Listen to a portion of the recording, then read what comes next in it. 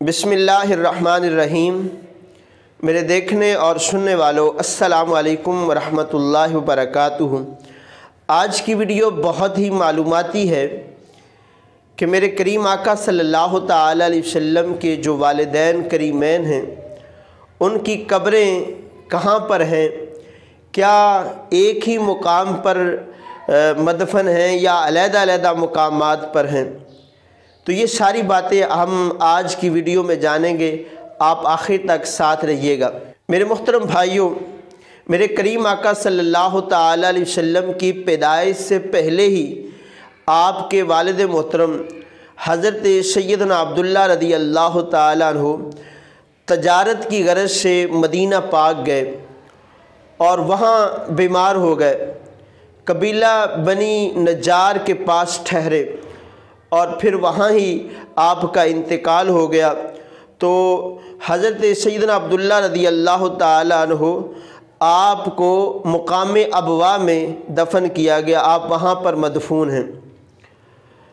تو اسی طرح جب میرے آقا علیہ الصلوۃ والسلام کی عمر مبارک 6 سال ہوئی تو میرے آقا علیہ الصلوۃ والسلام کی والدہ محترمہ حضور علیہ الصلوۃ والسلام کو لے کر مدینہ پاک کی طرف گئیں تاکہ بنی عدی بن نجار وہاں آپ کے ماموں سے ملاقات کروائیں۔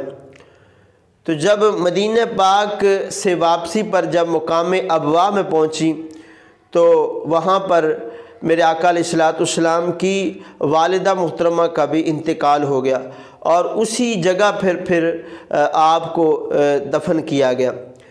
تو صحیح قول یہ بھی ہے کہ میرے آقا علیہ الصلوۃ والسلام کے جو والدین ہیں ان کی قبریں مقام ابوا ایک ہی مقام پر ہیں، یعنی قبریں تو علیحدہ علیحدہ ہیں، مقام جگہ کا نام مقام ابوا ہے۔ اور اسی طرح ایک قول یہ بھی ملتا ہے کہ آپ کے والد محترم حضرت سیدنا عبداللہ رضی اللہ تعالی عنہ آپ کو مدینہ پاک میں ایک مقام ہے جس کا نام تھا نابالغہ، وہاں پر دفن کیا گیا ہے، واللہ عالم بالصواب۔ اور اسی طرح ایک یہ بھی خیال آتا ہے کہ ایک اخباری خبر کے مطابق یہ خبر تھی کہ مقام ابوا میں کچھ کھدائی ہوئی تو اس وقت پتہ چلا کہ میرے آقا علیہ الصلوۃ والسلام کے والد محترم کا جو جسم مبارک تھا وہ صحیح سلامت تھا، واللہ عالم بالصواب۔ اللہ پاک باقی بہتر جانتا ہے۔ تو باقی یہ جو بنی نجار قبیلہ تھا یہ حضرت سیدنا عبداللہ رضی اللہ تعالیٰ عنہ کے ننہال تھے، نانکے تھے۔ تو اسی وجہ سے حضور علیہ الصلوۃ والسلام کے بھی وہ ننہال کہا جاتا تھا، ورنہ سیدہ آمنہ رضی اللہ تعالی عنہا نجاریہ نہیں تھی۔ تو ایسی پیاری پیاری معلومات جاننے کے لیے آپ سے گزارش ہے کہ آپ ہمارے اس چینل کو ضرور سبسکرائب کریے اور ہمارے ساتھ شامل ہو جائیے۔ اللہ پاک آپ سب کو جزائے خیر عطا فرمائے، آمین۔ جزاک اللہ خیرہ۔